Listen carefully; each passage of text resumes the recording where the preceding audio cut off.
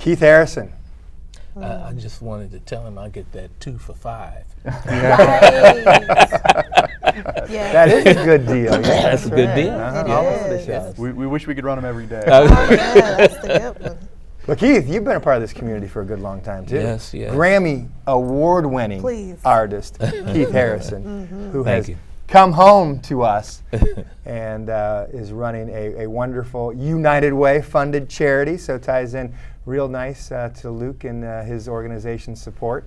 Why don't you tell us a little bit about you, Keith Harrison, and your role and the history of Campfire USA? Okay. Well, as you said, I came back to Dayton the early 90s, and I was hired at Campfire in 2001 to come on as the executive director to run programs and operations for the organization. Campfire, and I'm in my 11th year there now, which is a blessing. But Campfire was formed in 1910 by the Gulek family. It's been in Dayton since the 1930s. So, as well as Mike Sells, we're in our 101 year. Our 100th year was celebrated last year. And Campfire, what we do here in Dayton, we provide youth development programs. And we're just not a average program provider. We help develop kids through life skills, life management, academics, recreation, and advocacy. So, and summer day camps. So we have that whole complete package for youth. We look at ourselves as the extension of the family. What they may not get in school or at home, we can provide for them in an after-school setting. What are some of those things that you provide them in the after-school setting? Some of those things are enrichment, academic enrichment programs, which instills tutoring and mentoring, not just the homework help component. We also do a Hold On to Health curriculum, which is a national curriculum given to us from our national office that deals with health issues. As you know, a lot of kids are obese, and a lot of families strive on fast food eating. Well, we try to tell them, you can do fast food, but do it in a healthy way, because there are healthy fast foods that you can eat, as well as microwave foods. So along with the health component, we do the recreational component. We do field trips that are educational for them as well. All right. Funding. How are you funded? And how about the last couple of years when the economy's been so tough? How have you been able to get through? It's been really tough, but we're still hanging in there. Funding, we get funding from a lot of our Dayton supporter foundations and individuals.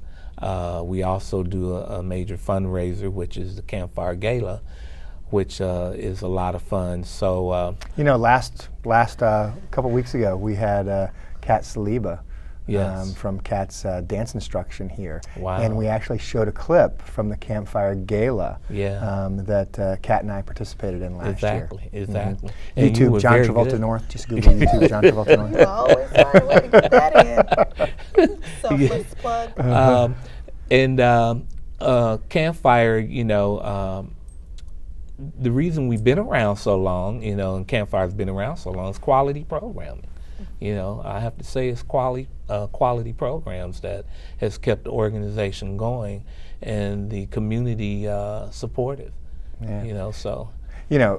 Being a part of the organization, going to your fundraisers, knowing you for so long, you really do have a lot of great supporters. And one of the most incredible things that I love to see are the ladies who were Campfire Girls. And these are ladies that are in their 60s, 70s, 80s. Right. And how old was the one lady that was there last year? She was, I believe she was 101. That's I think right. It was. And been involved with Campfire ever since then. So, you've got a long, loyal following. And then one of our board members who is Campfire, she's 70-something years old. And she's been in Campfire since a kid. Yeah. Yeah. Well, that's amazing to have such a loyal following. Yes, it is. Going back to a little bit of the history, Mhm. and it reminded me when I asked that question, and this organization started out as Campfire Girls. Is Yes, that right? it did. Okay. It was an all-girl organization up until 1975, and our national office decided to invite boys in because a lot of boys would go with their moms to the Campfire programs, and they started doing some of the activities that they were doing. So the national office decided to invite boys in and became Campfire Boys and Girls in 1975. In 2000, they did another name brand, which became Campfire USA. And that's where it's kind of lost a lot of the community people because the USA just didn't connect with children. So they're still looking at, the name brand. By the end of July of this year, they may drop the USA and it'll just be Campfire. Mm-hmm. So, and it's about a 50-50 support system. You got 50% girls, 50% boys that participate. Okay.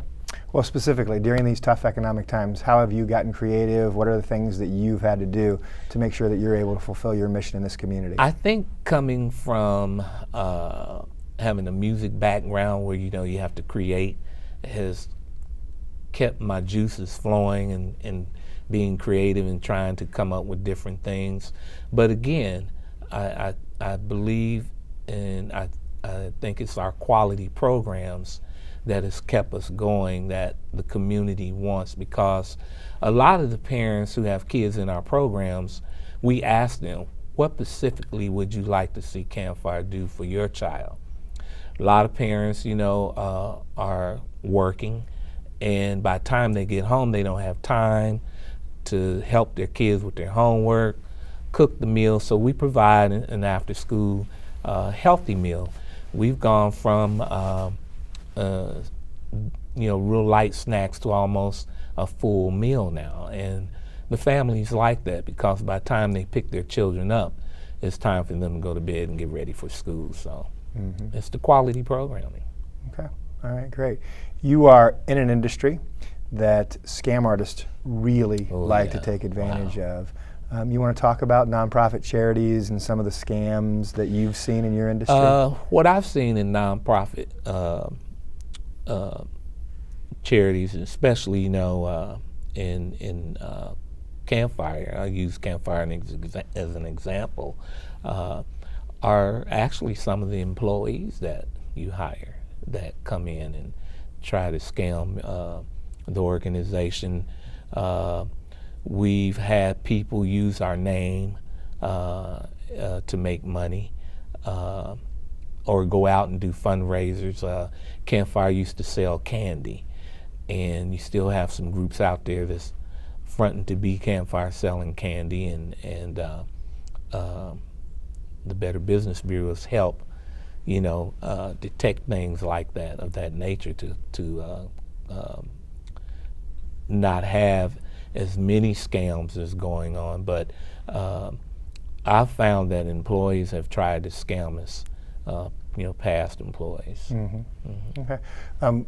Why does your organization value its BBB accreditation? We value, again, for the integrity, the trust,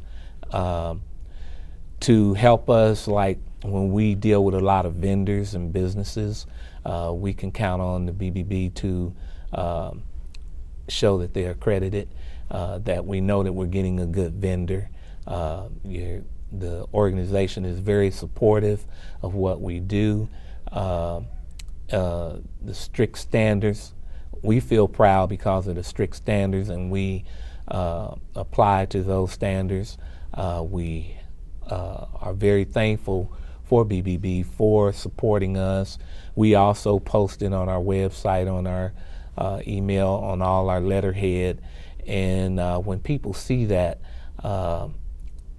they look at us a little differently. They look at us that we do bring something that's quality, and BBB has been very supportive in doing things of that nature, detecting the businesses that we've had to call and inquire about, and they've given us, quick response just like that, whether they were accredited or not. All right, great. And Keith, people may not know that you're also a board member for the Better Business Bureau. Yes, Your Better Business Bureau board is composed of member organizations and member charitable organizations as well, and Keith certainly represents our nonprofit community very well on that board. So, I actually had an opportunity to use that muscle. Did you I really? had some new garage doors put on. Oh, there you go. So I asked them whether they, accredited, and they said yes. I said, I sit on the board. There you go. Definitely check them out. All right. Yeah. Well, our time has flown by today. I want to thank both of you again, Thank Luke from Mike Sell's Potato Chips, and Keith from Campfire USA as it exists today. For being here. We certainly appreciate you all and all the great work that you do in this community and the great products that you provide to Miami Valley residents and beyond. Tierney's going to close us out. It seemed like that opening was really long, and we had to kind of stretch everything into a few minutes.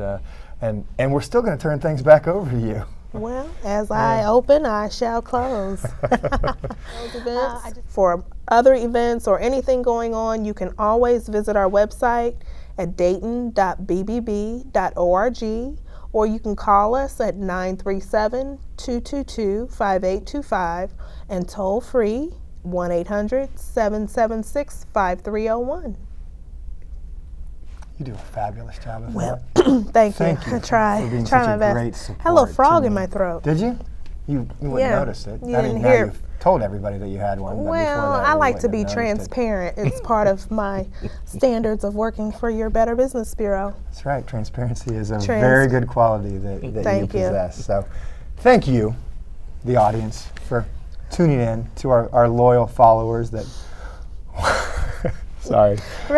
that watch us bring you these programs. Remember, there are lots of resources for you before you make a decision to enter into any kind of arrangement, business arrangement or contract with anyone. BBB.org is the tool that's on your side. Start with trust. Again, thank you to our guests, and we look forward to continuing for the next 100 years. Yes, we do too. Thank you. All right, thank you. Thank you.